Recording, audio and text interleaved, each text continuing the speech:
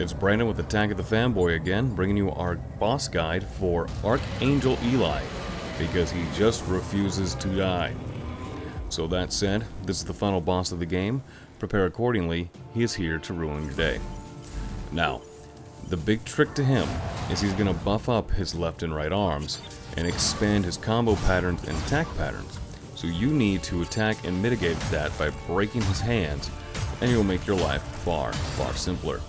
Now, high evasion, high attack is real helpful in this fight, but if you're exceptional at your directional blocking, by all means keep it up. It will take 4 to stagger him. That said, whenever his hands do pop up with the red shield icon, that means it is currently buffed. Breaking it will debuff him and reduce his attack pattern. Do bear in mind he's going to be coming at you quickly.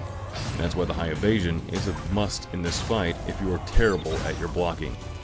Other than that, do keep an eye. He does like to do combo attacks like throwing the rocks out at you to keep the range from being something you can keep between you two without taking any damage.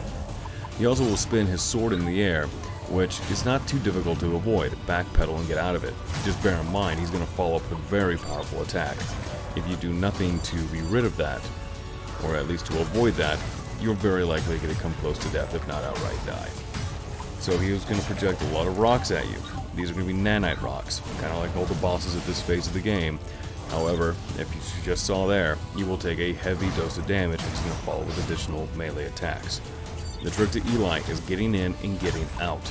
He's not the most cosmic when it comes to mechanics, but he will pummel you into submission. Keep those hands broken, and you'll make his attacks less ferocious and less violent. So, keep an eye out for the rocks he throws at you. Keep an eye out for the sword spinning above and the follow-on attack.